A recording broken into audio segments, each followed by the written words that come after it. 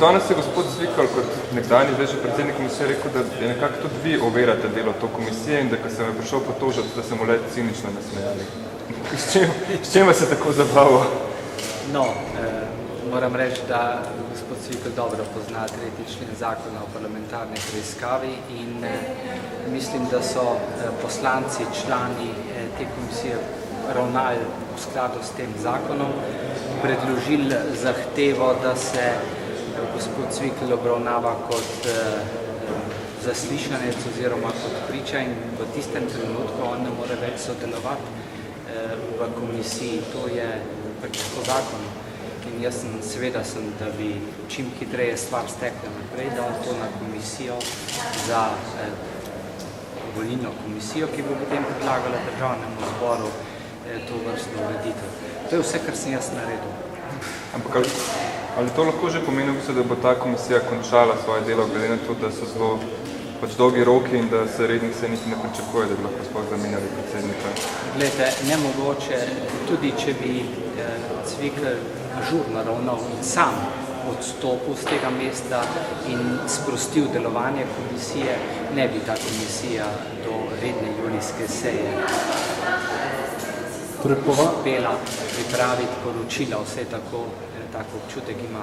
Vsekakor je pa možno, da se potem zahteva izredna seja in to možnost pozna tudi gospod Zvikal. In mislim, da bo tako tudi opozicija naredila, da bo vendarle stvar prišla na izredno sejo, ki bo kadarkoli v juliju, avgustu ali pravno formalno Zvikal ni več. On je izločen iz komisije po zakonu, dokler se stvar ne razreši na mandatno-volilni komisiji in potem na državnem zboru. Spravi niti nima več pravice do vpogleda zaupnih podatkov. On ni več pravno-formalno član te komisije. Torej, če sem vas prav razumel, je gospod Zvikal največja ovira za delo te komisije? Poslušajte, težko jaz to rečem, ne bi jaz mogel tako reči. Stvar je pač v teku. Mislim, da bo že ta teden mandatno-volilna zasedala, predlaganje je celo širitev dnevnega reda in potem bo seveda državni zbor o tem odločal. Danes je imel tudi gospod Petrčen izjavo v tem jeviku, da je vodstvo državnega zbora oteževalo delo opoziciji, kaj menite na to?